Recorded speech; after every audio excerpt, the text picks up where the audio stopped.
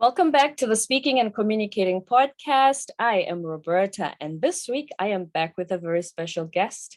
His name is John Laurito. He is a change expert, he is a leadership expert, a consultant, and he actually turns companies around that have been with us for a long time, some of which you are very familiar with. He is the author of Tomorrow's Leaders, a book that he's just released, so please take time to check that out. And today he's going to be sharing with us what it is that takes to make a leader and how do you inspire others as a leader to buy into your vision and follow you. And before I go any further, please help me welcome John. Hi, John. Hi, Roberta. Thanks for having me. It's a pleasure. Great to have you here. So when it comes to leadership, first of all, let's try and establish, do you see any differences in this new millennium versus, say, for instance, the last 2-3 decades or so in the way that leadership styles have changed? Definitely. Yeah. I remember coming into corporate America back in the 90s, and I was shocked almost at how authoritative the leadership style was. It was almost like this domineering, dominating style, directive style, dictator type of style that was looked at as being the style that would get the best results. And the days of that type of leader really being effective at influencing large organizations and massive change are really far gone. Today, people really want a leader who's authentic, who's relatable, who's empathetic, who is really understanding them and understanding what the goals of the individual are, as well as what the goals of the organization are. So it's changed dramatically. And I think that the leader today and in the future is vastly different than they were even 5 years ago, let alone 10 or 15. And what do you think brought about this change? Because one thing about companies is they usually look at the bottom line, profitability, revenue, are we growing? And therefore, how do they actually measure the fact that, okay, we have such great leadership, that's why we produce these results, versus just the products we have are going to sell whether I suck as a leader or not? So do they actually take time to do that? Or do they think if we make $100 million a year, it's fine. Who cares what our leadership is like?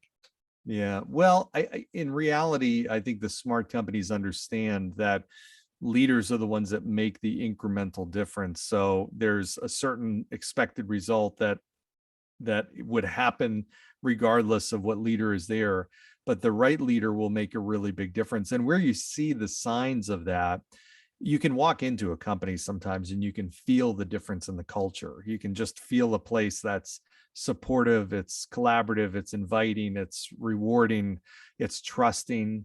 And then ultimately you feel the difference sometimes on the other end of the extreme when you walk into places. Well, that's leadership. The leader is the one who drives that difference in the culture. It starts at the top. And what happens in each of those cultures, for better or for worse, is you've got one of those cultures where people are engaged, they're communicating a lot, and they're staying in the organization, they're contributing, they want to grow and help the organization succeed. And in the other, you see those people leaving. So you'll see retention problems. You'll see that type of organization have to continue to hire and retrain people because they can't keep people. So I think what's happened is now people realize I've got a lot of choices where I work and what career I have. I mean, it's much easier now to find out what companies are hiring than it was 15, 20 years ago. It's much easier to apply for companies for opportunities. So you've got all these changes like that that make people really realize that they have choice. They don't have the days of somebody staying with an organization for 25 or 30 years to collect a pension. That was way back when. That doesn't exist now. So it's harder to keep people. And the only way you're going to do that is you're helping people grow. You're giving them the ability to make a large impact, and you're making them feel and helping them feel important and that they're valued in that organization. Very true, because we don't live in the Industrial Revolution where 4:30, I'm out just to collect a paycheck, as you say, and wait for your pension. People don't just value a higher salary or package anymore if they're not happy. I remember I had a job back in Cape Town, management consulting job. It was the highest paying job I had had up to that point. And there came a time when I would actually be physically sick, waking up in the morning, just thinking about going there. Mm. And I remember the first time I realized I wasn't happy, I thought to myself, that's crazy. Look at how much these people are paying me. But you're right. There comes a time when there's just more, when you feel like, am I growing?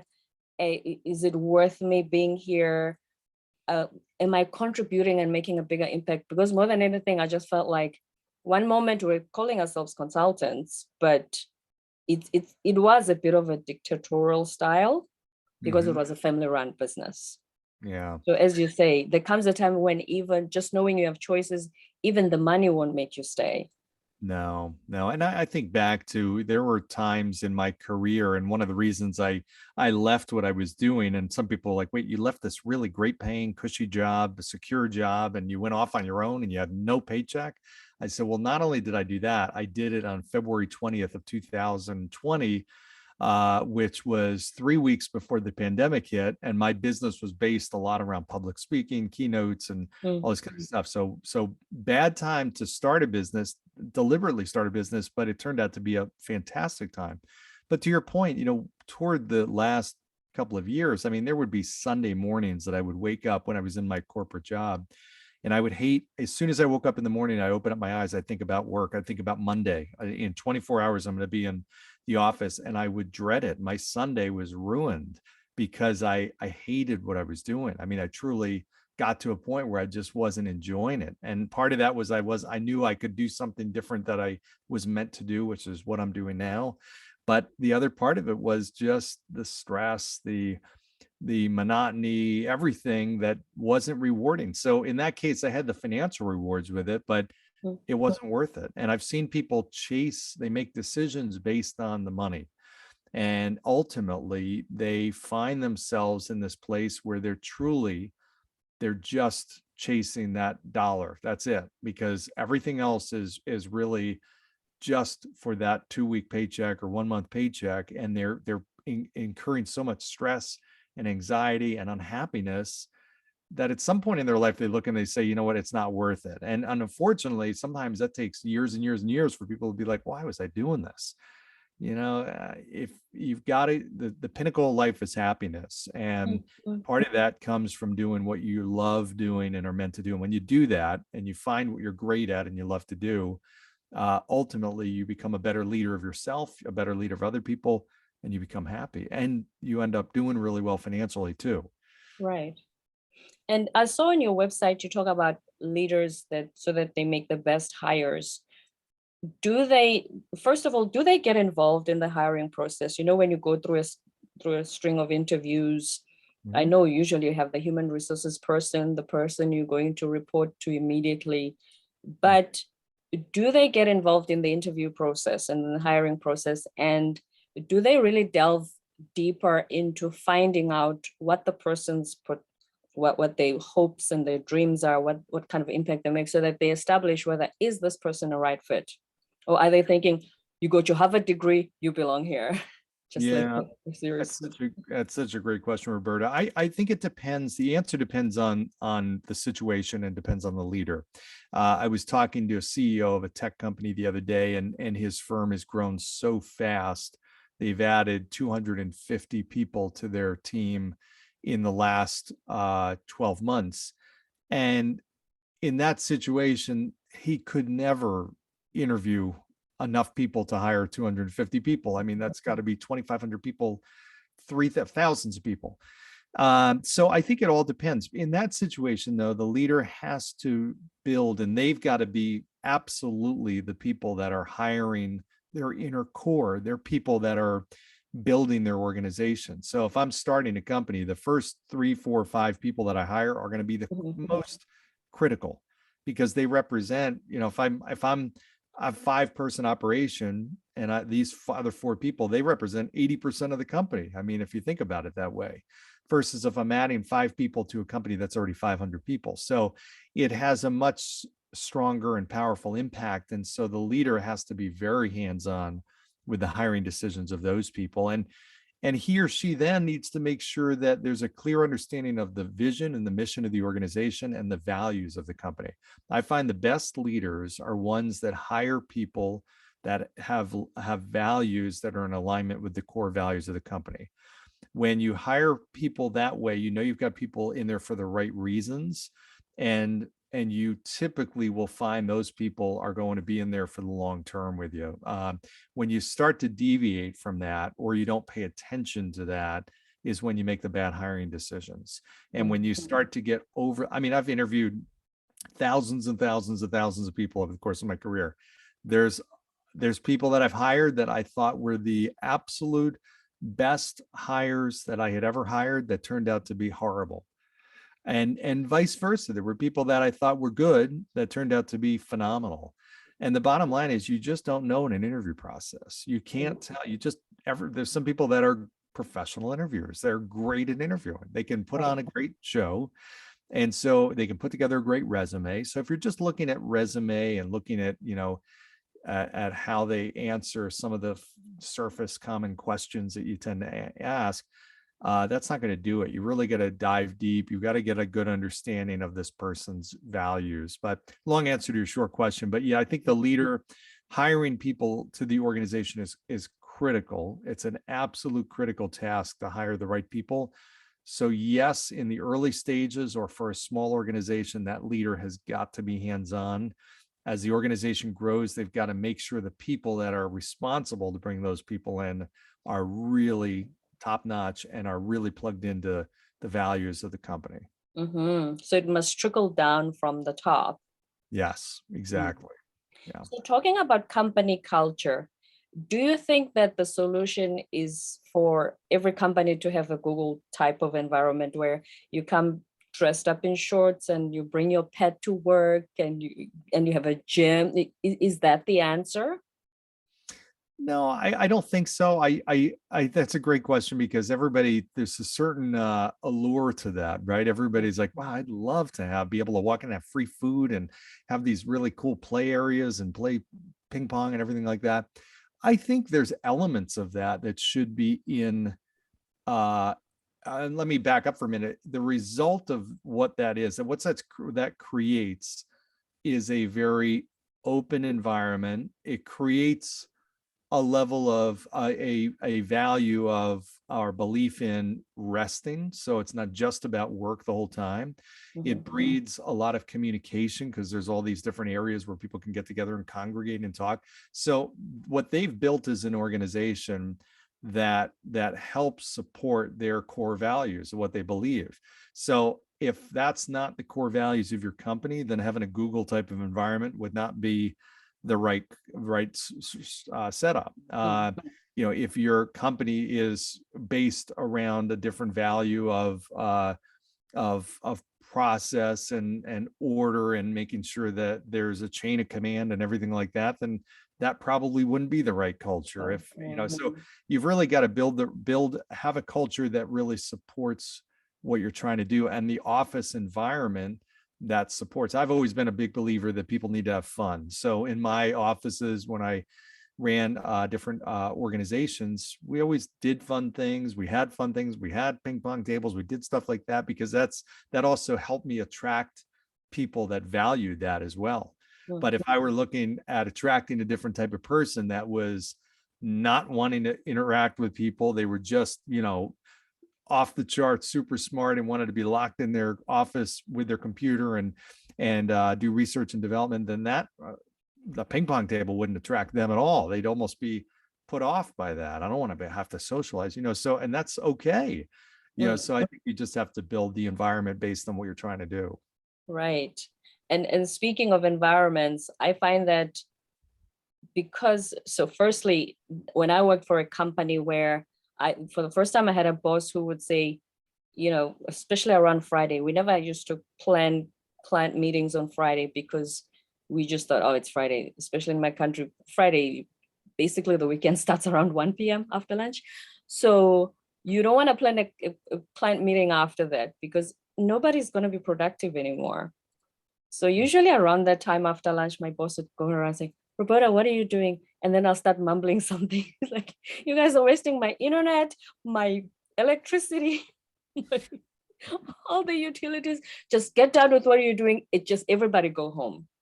Not waiting for the 5 p.m. knock-off time, because to him, productivity didn't necessarily mean us sitting in front of desks and our computers.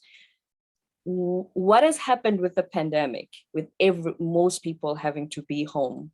What have companies come to realize with regards to that? Is productivity about how long you sit in front of your computer? Yeah, it's such a great question. It's such a hot topic. I mean, the answer is no. It's there was that old movie 9 to 5, which was with Dolly Parton and Lily Tomlin, and I can't remember who else, but funny movie way back in the 80s. And that was that's 9 to 5 has been the personification of work. I mean, that's, hey, you work 9 to 5. I mean, when 5 o'clock hits, you're done. And our society's got conditioned to that 9 to 5 you work. But in reality, what people have started to realize is, number one, is everybody's different. There are some people that are not very productive in the morning, but wow, they're really sharp at night. So if they really wanted to work at night and not work in the morning, why would I, as a leader, want to prevent that? If that's what helps them be more productive, I mean, it doesn't really matter. I mean, maybe they need to be accessible for certain meetings or calls or whatever, but in reality, my job is to build an organization of people that are going to have the environment that they need to succeed. And I've got to trust the fact that when I hire great people, I'm not going to have to micromanage them, micromanage, have them punch a time clock. I mean, that's the easiest way to lose quality people, is they just feel like, okay, this is about the number of hours I'm putting in. When you have the right people, it's not about hours, it's about getting the results. I've had careers where I was working 60, 70 hours a week, yet was really unproductive because I was doing the wrong things. And I've had weeks where I worked 10 hours, and in that 10 hours generated more result than I did in 3, 4, or 5 weeks. And this is not just me. I know many, many leaders that I've had. So, Jeff Bezos was working, he would never wake up, or he would never go to the office before, I think it was 10:30. I think his first meeting was 11. So you've got such a successful leader there that knows, for him to work best, he's got to have family time in the morning. He's got to have his slow ramp up time and just have some time to have some coffee, read the paper. You've just got to figure out what works best for you. And I think leaders have been now forced to witness that, okay, hey, people are at home. They're working at home over these last couple of years. And most of them have been pleasantly surprised at how productive people have been when you give them more flexibility and autonomy. It's pretty amazing. And not all the time, not always, not across the board, but most of the leaders that I talk to have been pleasantly surprised. They said, you know what, never thought it would be the case, but it is. And that Jeff Bezos example, I don't know if you've realized how a lot of motivational speakers would say, one of the things you should change is your habits. What time do you wake up? And they judge you if you're not a morning person. But he's not a morning person, clearly. And exactly. As you said, if you're self-aware and you know that I work so much better at night, I'm an owl and I'm the most productive when it's evening time. And your leader would let you be that as long as you produce. I think that, like I said, if you're aware of that and you let the organization know that, okay, I'm my most productive self in the evening, then there's not this judgment of, because when you listen to those speeches, you think to yourself, oh, that means I'm not going to be as successful then, huh? Right. And it's, at 6 a.m. I'm still not awake. Exactly. And everybody is different. It's funny. I was talking about this friend of mine who's in the mortgage business, very, very successful. And he sleeps probably till 9:30 in the morning. And it was like 9 o'clock. And so he said, hey, why don't you get him on the phone? I'm like, no, he's still sleeping. But it's not that he's being lazy. I mean, that's his rhythm and his the way he runs his day and his week. Now, what you don't see in that, if you just looked and said, wow, I don't get it, he's still sleeping at 9:30 on a Tuesday morning. I mean, what the heck? He must be unproductive and lazy.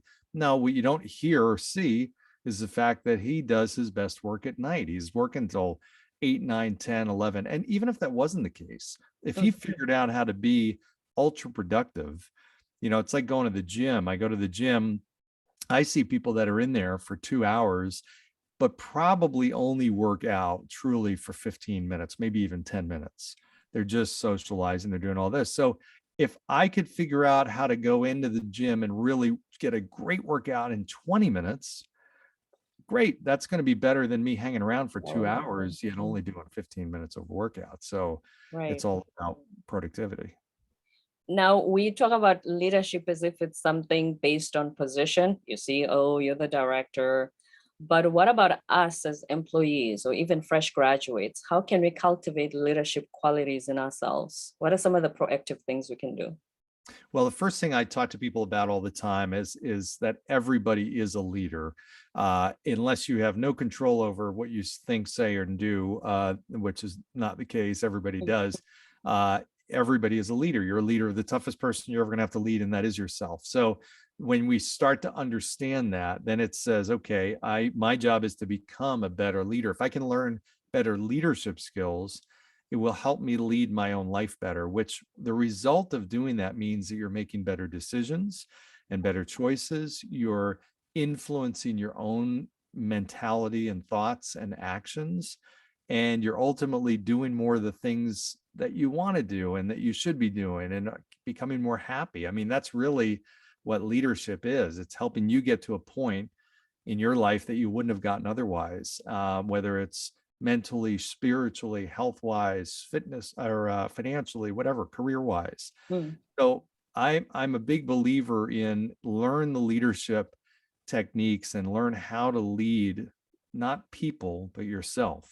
Then learn how to lead other people, because it's going to be a lot easier once you learn how to lead yourself and get better at that. I'm not saying you've got to crack the code and figure out everything and every nuance about it before you start leading other people, but start with yourself and then start to work on leading other people. You're going to find you're going to be much more effective, because I know when I talk to people who are dealing with stress and anxiety, Mhm. I used to have significant stress and anxiety, both work wise. I had panic attacks for 20 something years. I ran off a stage in front of 70 people that I was supposed to speak in front of because I had a panic attack and I had no control at all. And I finally learned how to lead myself through that, which was really tough and it was really, really hard. But it helped me figure out what I needed to do to change that and take something that was totally out of control and bring it in control. And it gave me confidence. It opened up my eyes to different things that I could do and how I could help other people. And so when you do that, it helps you become that more effective. I can talk to people that have had stress or have stress and panic attacks and anxiety Because you've and been there. help them, because I come from that situation too. So and have led myself so I can help them lead themselves.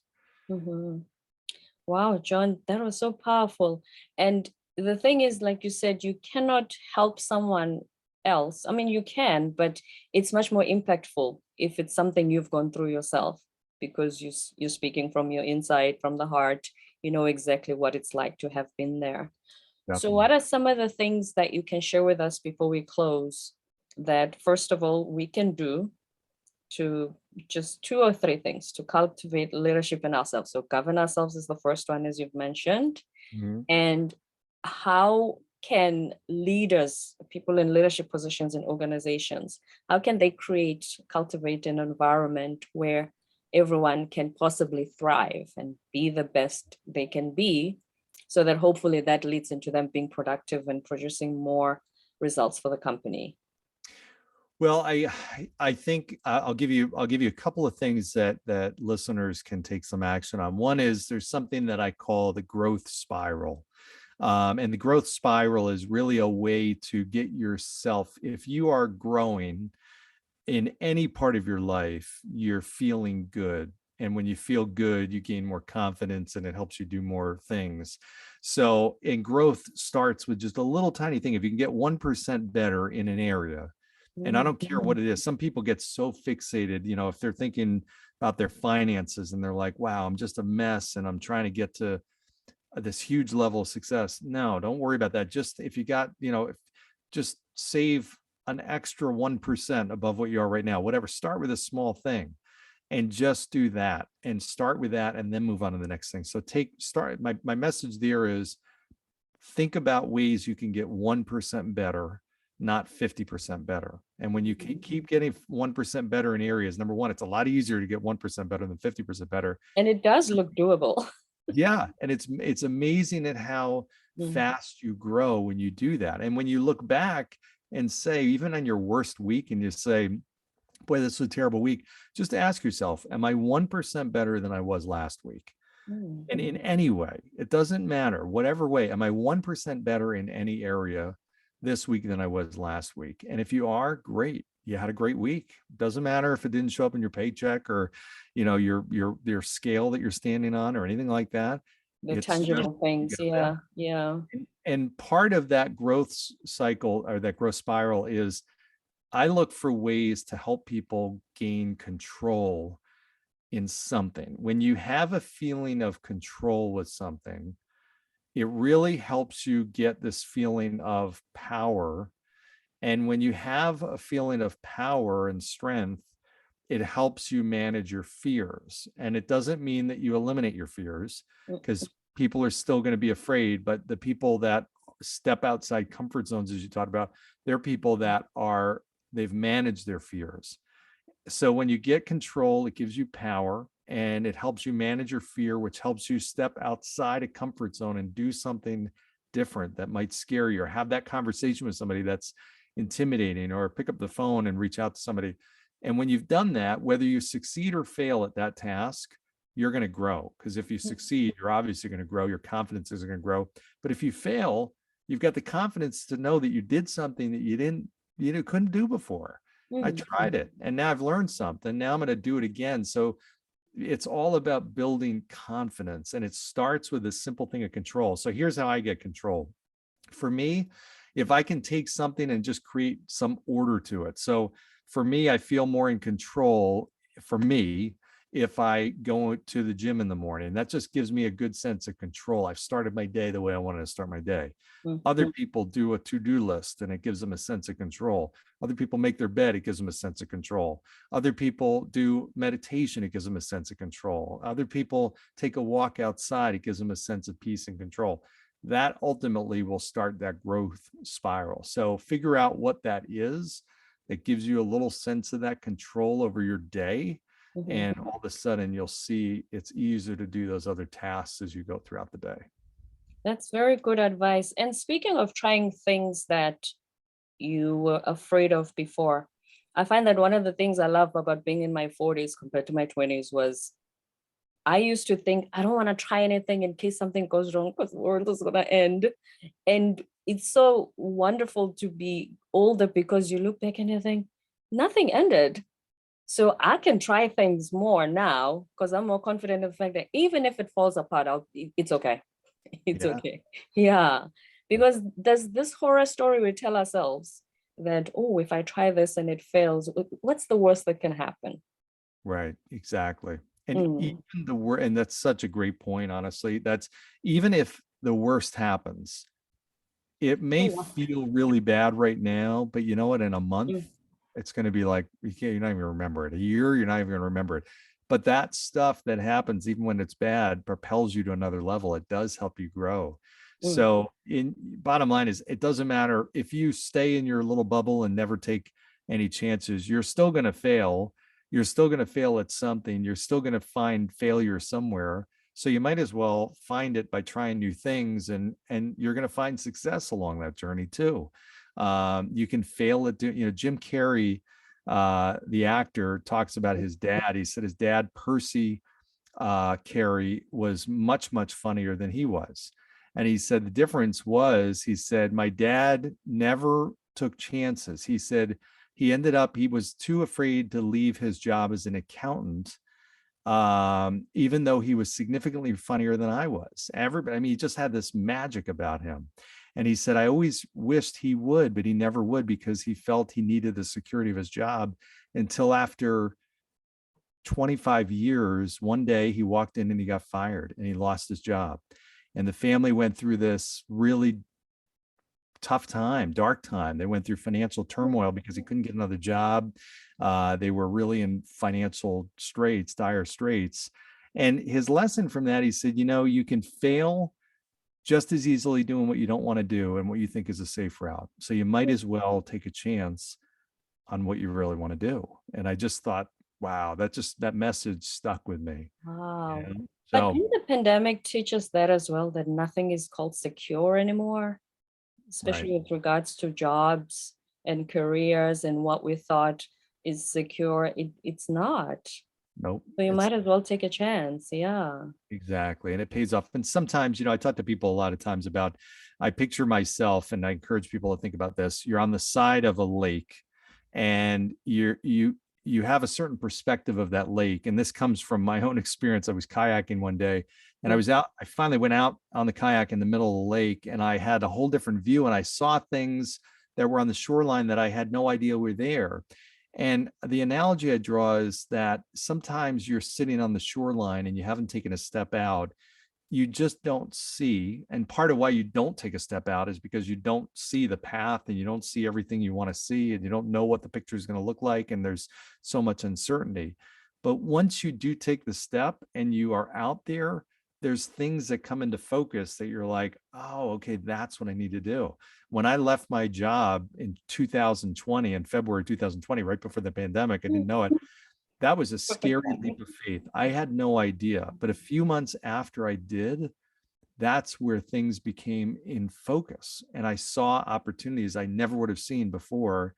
And it was only because I had taken that leap, big blind leap of faith almost. So Mhm. you can't sit on the shoreline your whole life. You're just not going to see the things, the opportunities that you're meant to see. Right. I like that. A friend of mine has a board in her home. It's written, just keep going, just to find out where it could lead. Yep, exactly. Mm. That's exactly right. John, it's been a pleasure having you here today. Thank you so much. My pleasure, Roberta. It's been a lot of fun talking with you. I've enjoyed it myself. And where can we find you before you go? If anyone is Absolutely. listening and they love what they've heard today, where can they find you? Sure. So two places. One is I have a podcast called Tomorrow's Leader. So if you search Mhm. podcast Tomorrow's Leader, I do 3 episodes a week for the last couple of years. They can also go to my website, which is my name. It's johnlaurito.com. So it's JOHNLAURITO.com. And they can email me from there. They can do anything they want.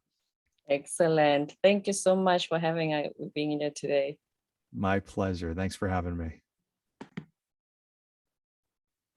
Everybody is a leader, and leadership is learnable. That's the key thing. Leadership is learnable. Leadership is learnable. John Laurito, thank you.